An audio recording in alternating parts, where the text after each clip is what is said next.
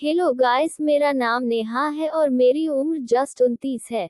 मैं एक छोटे से गांव में रहने वाली सीधी सादी लड़की हूँ। मैं दिखने में बहुत खूबसूरत हूँ और मैं आपको बस इतना ही बताकर अपनी कहानी जो है शुरू करना चाहती हूँ। मेरा रंग है गोरा और मैं दिखने में किसी को भी आकर्षित कर सकती हूँ। एक बार की बात है, जब मैं स्कूल में थी तो मोनू नाम का लड़का, जो कि मुझसे कम खूबसूरत था पर था शरीफ, वो मुझे लाइन मारता। उसके लाइन मारने के कारण कोई मुझे नहीं देखता था, क्योंकि वह जिम जाता था और पूरे गांव में उसकी अच्छी बॉडी थी।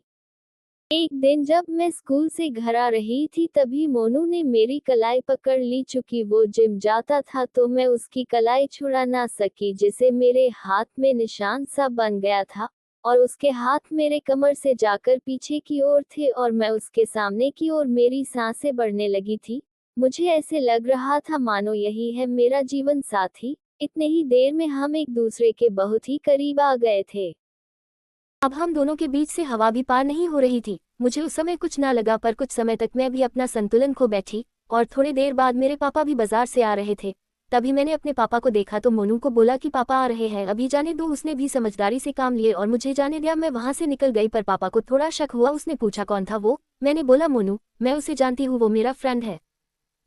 ये सुन पापा ने कुछ नहीं बोला और मुझे जाने दिया। अब थोड़ी देर बाद शाम हो जाती है और मैं अपने रूम चले जाती हूँ सोने। मैं फिर पूरी रात करवट बदल बदल के मोनू की यादों में तड़प रही होती हूँ। मुझे पूरी रात नींद नहीं आती है और मैं पूरी बेचैन हो जाती हूँ, जिससे मेरे होश हवास उड़ जाते हैं। सुबह मेरी आंखें लाल दिखाई देती है क्योंकि मेरी नींद पूरी नहीं रहती। मुझ में मोनू का जादू चल गया होता है। शुरुआत में वो मुझे अच्छा नहीं लग रहा होता, पर अब उसके बिना मेरी सांस तक नहीं चल रही होती, मानो मोनू ने मेरी सांसें रोक ली हो। फिर सुबह में नहाते दातून करते बस मोनू की यादों में डूबी रहती हूँ।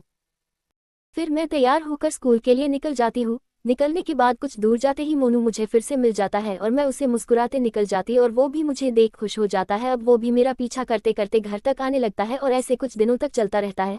फिर दोनों का लाइफ ठीक ठीक चल रहा होता है।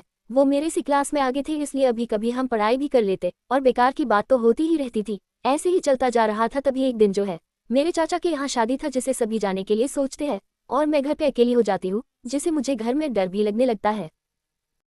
इस वजह से मैं सो नहीं पाती और फिर से मेरी आंखें लाल हो जाती है। इसके अगले दिन फिर स्कूल के लिए जाती हूँ। फिर मोनू रास्ते में मुझे मिलता है। हम दोनों बहुत ही क्लोज जा चुके थे और नंबर भी एक्सचेंज कर चुके थे, जिससे हम दोनों के बीच काफी बातें हो चुकी थी। अब कॉल पे घंटों बातें होने लगी। फिर दोनों ही सोते। फिर गुड नाइट बोलने से पहले और कॉल कट करने के पहले मेरे मुंह से निकल गया कि मुझे बहुत डर लग रहा है। ये बात सुनते ही उसने बोला कि मेरे ससुर कहाँ है। फिर मैं उसे झूठ नहीं बोल सकती थी और मैंने सही सही बताते हुए पूरी कहानी बता दी कि मम्मी पापा और बाकी सभी शादी में गए हुए हैं और मेरे चाचा जी का घर मेरे घर से लगभग 200 किलोमीटर दूर है। ये बात सुन उसे मेरी चिंता हुई। उसने बोला कि बहुत डर लग रहा है, तो मैंने हाँ बोल दिया। फिर मोनू मेरे घर आने के लिए उत्साही हो गया, लेकिन मैं उसकी उत्साह समझ रही थी, उसका मन कहीं और था। ये जानते हुए भी मैंने उसे बुला लिया। फिर उसके लिए रात में करीब 1 बजे गेट खोलने चली गई। फिर उसे अंदर बुलाया। फिर पानी को पूछा, उसने मना कर दिया और बोला कि इतनी रात में कौन पानी पीता है। फिर मैं ग्लास अंदर ले गई। इसके बाद मैंने उसके लिए बेड लगाया अलग, तो बोलने लगा कि मुझे आपसे सोना है, आपके बगल में।